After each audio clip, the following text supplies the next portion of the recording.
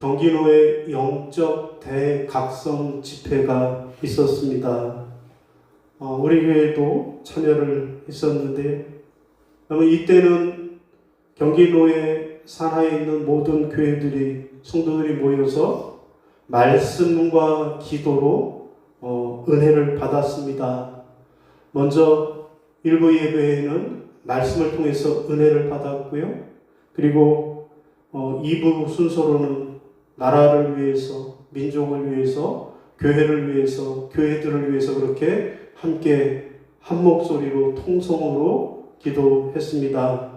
자, 이렇게 시간 함께 기도하고 함께 찬양할 때 마치 오순절 다락방에 임했던 그 성령의 임재를 느낄 수 있었습니다.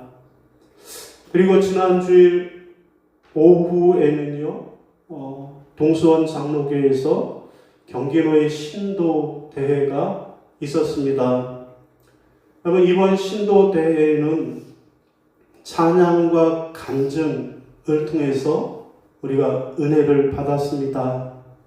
중창과 합창, 그리고 독창, 그리고 피아노 사중주, 그리고 성경 암송까지 여러 교회에서 서로 준비한 찬양을 선보일 때마다, 그리고 그 찬양을 함께 한 목소리로 따라 부를 때, 야, 우리가 진정 예수 그리스도 안에서 한 형제요 자매이구나 라고 하는 은혜를 느끼는 시간이었습니다. 여러분, 그렇습니다. 우리는 하나님으로부터 받은 그 은혜를 찬양하고 간증으로 고백하는 삶을 살아야 하겠습니다. 오늘 본문 말씀은 무슨 말씀일까요? 오늘 본문은 다윗이 하나님으로부터 받은 그 은혜를 감사하는 노래가 오늘 시편 40편입니다. 여러분, 다윗이 누굽니까? 다윗은 유다 지파 2세 7 아들 중에서 막내로 태어난 사람입니다.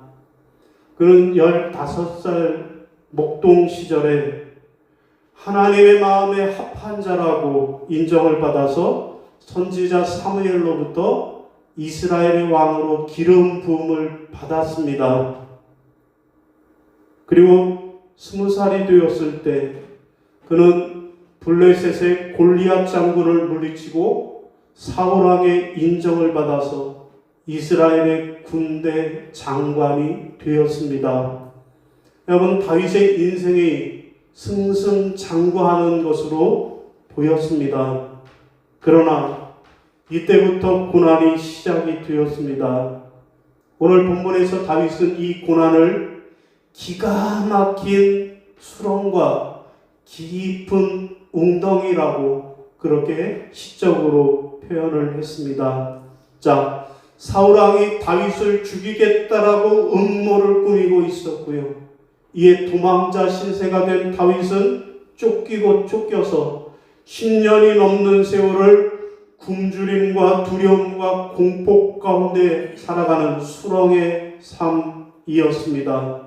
그리고 35살에 드디어 통일왕국, 북이스라엘과 남유다가 통일된 그 통일왕국의 왕이 되었습니다.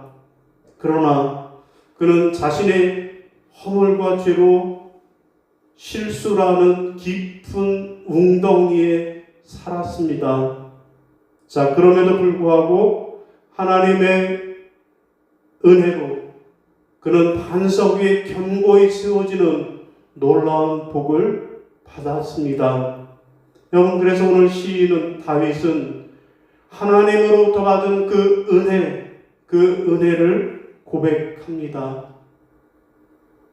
2절 같이 읽어볼까요? 시작.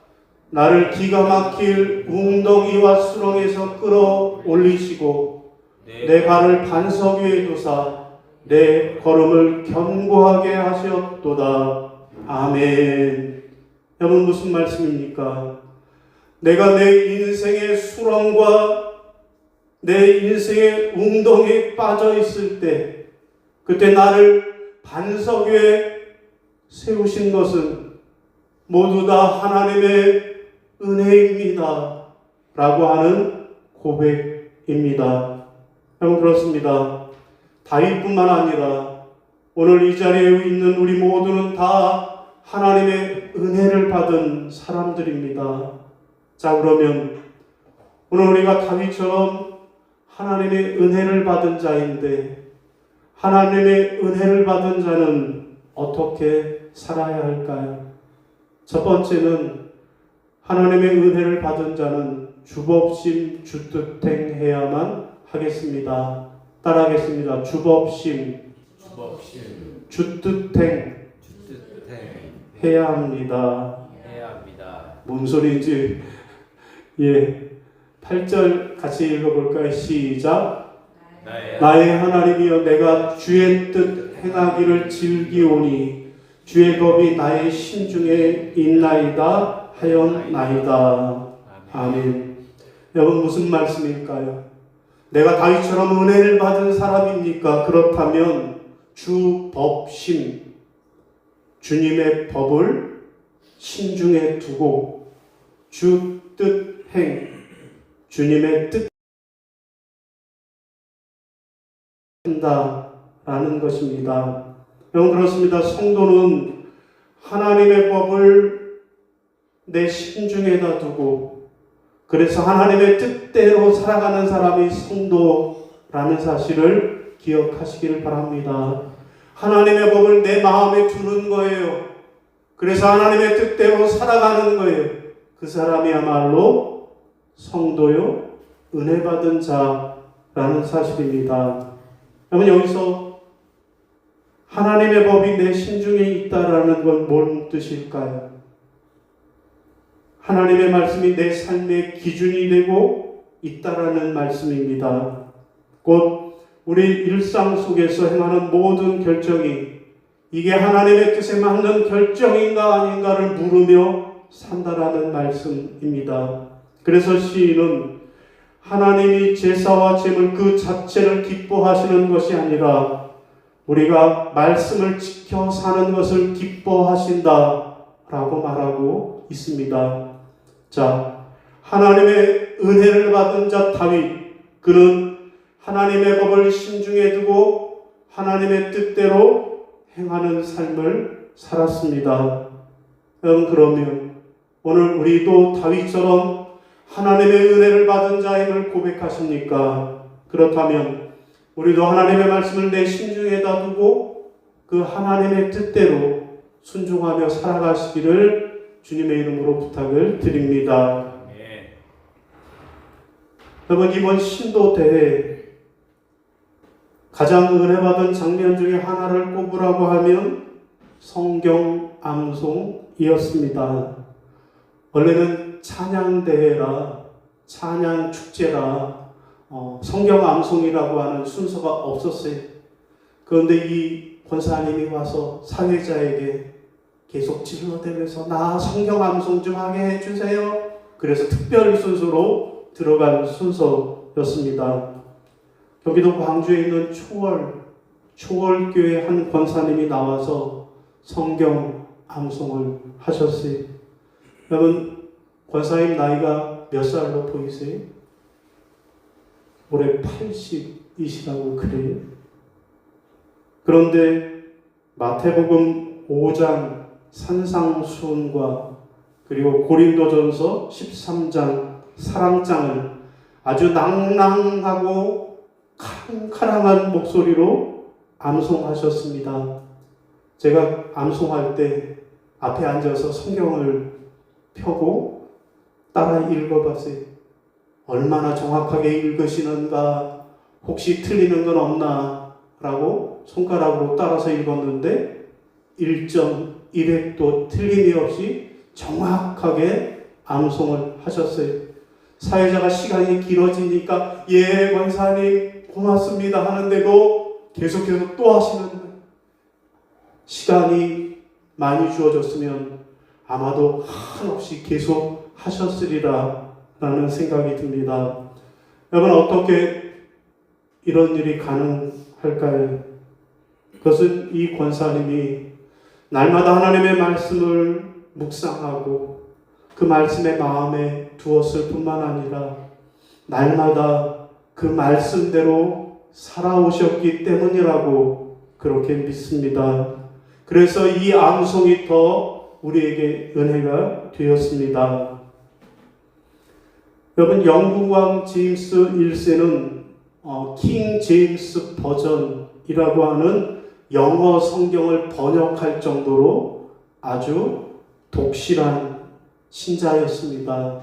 반면에 그는 또 작은 죄도 가만히 넘어가는 법이 없는 아주 엄격한 왕이었습니다. 자, 한 번은 암스트롱이라고 하는 좀도둑이 양 한 마리를 훔치다가 잡혀왔어요. 이때 그는 사형 선고를 당했습니다. 양 한 마리 훔쳤지만 사형을 받았어요.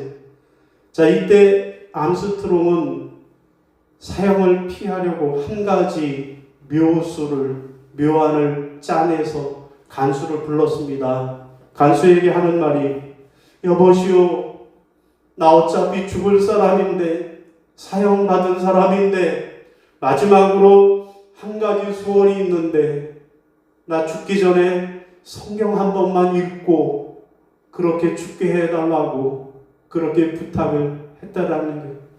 간수를 통해서 이 소식이 왕에게 전달이 됐습니다. 제임스 왕은 소식을 듣고 대답하기를, 야, 참 기특한 놈이로군. 그에게 성경책을 주어라. 그리고 성경 일독을 한 후에 그 후에 사형을 집행하라 라고 말했습니다. 자, 그날부터 이 암스트롱은 성경을 읽기 시작했습니다. 그런데 여러분, 이 사람이 1년이 지나도 2년이 지나도 사형 집행이 되지 않았습니다. 그 이유는 뭘까요? 왜냐하면 그가 성경을 읽는데 하루에 얼마를 읽어요? 한 절씩만 읽은 거예요. 성경은 분명히 읽어요. 그런데 하루에 한 절만 읽어요. 그러니 1년이 가고 2년이 가도 그를 사형 집행할 수가 없었던 것입니다. 그러자 왕이, 야, 이놈아, 집에 가서 읽어라 해서 풀어주었다라는 이야기입니다. 그 후 암스트롱은 새 사람이 되어서 봉사의 삶을 살았다라고 합니다. 여러분, 그렇습니다. 항상 지혜의 말씀에 귀를 기울이고 사는 사람은 그 성경 말씀에 순종하는 삶을 살아야 하겠습니다. 또 선과 옳고 그름을 분별하는 능력이 있는 명철한 자는 성경을 통해 모략, 인생을 바르게 살아가는 길을 깨닫게 되는 것입니다. 여러분, 그렇습니다. 성경은 은혜 받은 자의 인생을 성공의 길로 인도해주는 안내자입니다. 사랑하는 여러분, 여러분은 하나님의 은혜를 받은 자입니까? 그렇다면 은혜 받은 자답게 하나님의 말씀을 내 마음에 두고 하나님의 뜻대로 순종하며 살아가시기를 주님의 이름으로 부탁을 드립니다. 자, 두 번째로 은혜 받은 자는 어떻게 살아야 할까요? 둘째로는 기쁜 소식을 전해야 하겠습니다. 따라하겠습니다. 기쁜 소식을 전해야 합니다. 기쁜 소식을 전해야 합니다. 자, 9절이에요. 시작. 내가 많은 회중 가운데서 의의 기쁜 소식을 전하였나이다. 여호와여, 내가 내 입술을 닫지 아니할 줄을 주께서 아시나이다. 아멘. 여러분, 무슨 말씀일까요? 은혜 받은 자는 어떻게 살아야 된다? 의의 기쁜 소식을 전해야 한다 라는 말씀입니다. 여러분, 우리에게 은혜를 베푸신 하나님은 우리가 침묵하는 것을 원하지 않으십니다. 은혜 받은 자는 입을 열어 찬양해야 하고요, 은혜 받은 자는 입을 열어 하나님의 의를 선포해야 하는 것입니다. 이렇게 입술을 열어 하나님을 전하는 입술을 하나님은 기뻐하십니다. 그래서 시인 다윗은 9절에 말합니다. 내가 많은 회중 가운데에서 의의 기쁜 소식을 전하였나이다. 아멘. 자, 시인은 자기 입술이 하나님을 전하는 일에 다치지 않을 것이라고 결단합니다. 하나님은 우리가 하나님의 성실과 구원을 선포하기를 원하십니다. 우리의 입술을 열어 하나님을 찬양하고 우리의 입술을 열어 그의 구원을 선포할 때 우리의 입술은 은혜 받은 자의 입술이 되는 것입니다.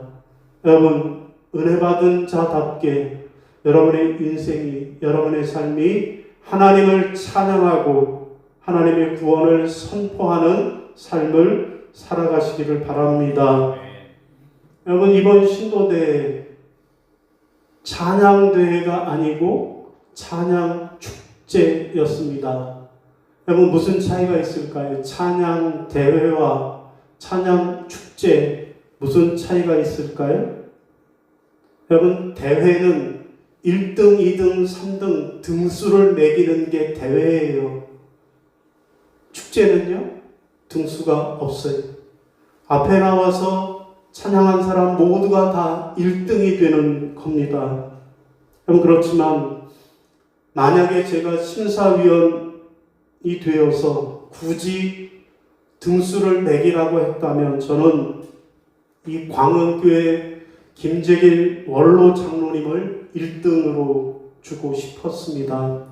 왜냐하면요, 이 장로님은 찬양하는 데에 아주 담대한 제스처와 크고 낭랑한 목소리로 하나님의 은혜를 선포했기 때문입니다. 사회자말로는 이 장로님이 오셔서 사회자한테 그러더니 혹시 반주자도 부탁해도 될까요? 그러시더라는 거예요. 왜요? 준비하고 연습한 사람들은 반주자까지 같이 와서 그렇게 하는데 이 장로님은 반주자도 준비 안 하고 그냥 즉흥적으로 나온 것 같아서 불안해 보였다라는 거예요. 그런데 웬걸입니까?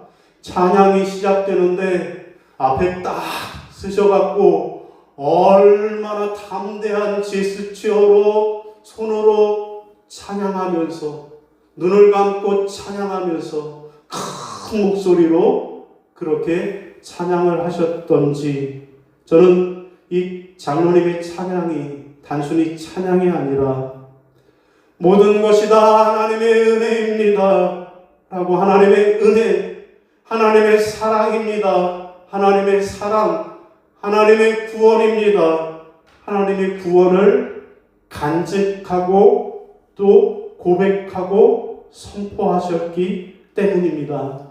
그래서 1등을 주고 싶었습니다. 여러분, 모라비아 교회 선교사들이 복음을 전하기 위해서 최초로 동토의 땅 그린랜드에 파견되었을 때 그곳 사람들에게 먼저 자연 종교의 교리를 가르치는 게 필요하다라고 생각을 했어요. 왜냐하면 원주민들이 문맹이고 못 알아들을 것 같으니까 성경을 주는 것보다 자연의 이치로 복음을 전해야겠다. 그렇게 했다라는 거예요. 그런데 17년 동안 자연의 교리로 선교를 했더니 한 사람의 열매도 얻지 못했다라는 거예요. 자, 그러던 어느 날 카야르락이라고 하는 아주 사악한 사내가 선교사의 운막집에 들렸다가 우연히 선교사가 성경 읽는 소리를 듣게 되었습니다. 자, 그때 선교사가 읽던 말씀은 예수 그리스도의 마지막 생애, 곧 마지막 고난 주간에 관한 말씀을 읽고 있었습니다. 자, 그리하여 원주민은 예수님께서 죄인들을 위해 죽으셨으며 죄인들은 그분을 통해 구원을 받을 수 있다라는 사실을 희미하게 알게 되었다라는 거예요. 그에 대해서 자세히 듣고 싶어서 선교사에게 물었답니다. 선교사님, 어떻게 그럴 수 있나요? 어떻게 한 사람이 주인들을 위해 대신 죽고 우리가 구원받을 수 있나요? 자세히 설명을 해주세요.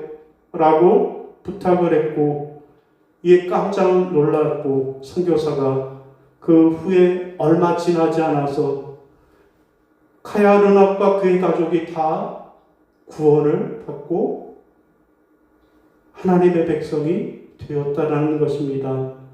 그들은 그린랜드라고 하는 땅에서 죽게 드려진 첫 열매가 되었습니다. 이 사건으로 선교사들은 죄인들에게 가장 먼저 전해야 할 설교는 예수 그리스도의 십자가 복음임을 알게 되었다라는 것입니다. 사랑하는 성도 여러분, 여러분은 은혜 받은 자입니까?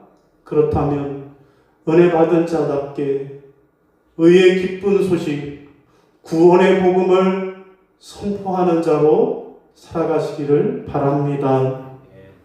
여러분, 이제 올해도 2달밖에 남지 않았습니다. 올해 여러분의 삶은 어떠셨습니까? 기가 막힐 깊은 웅덩이와 깊은 수렁과 같은 그런 삶이었습니까? 그럼에도 불구하고 우리 모두는 다 하나님의 은혜로 살았습니다. 자, 하나님의 은혜를 받은 자는 어떻게 살아야 한다고요? 첫째로는요, 주법심, 주뜻행. 하나님의 법을 내 마음에 두고 하나님의 뜻대로 살아야 하겠습니다. 둘째는요, 기쁜 소식을 전해야 하겠습니다. 죄인을 위해 십자가에 죽으시고 그 십자가의 피공로로 우리가 구원받았다라고 하는 이 구원의 복음을 전파해야 하겠습니다. 사랑하는 성도 여러분, 여러분은 하나님의 은혜를 받으셨습니까? 그렇다면 여러분 모두가 주법심, 주뜻행 하시고 의의 복음을 선포하는 자로 은혜 받은 자답게 살아가시기를 주님의 이름으로 축원합니다. 예, 일어나셔서 우리 은혜라는 복음성가 결단 찬송하겠습니다.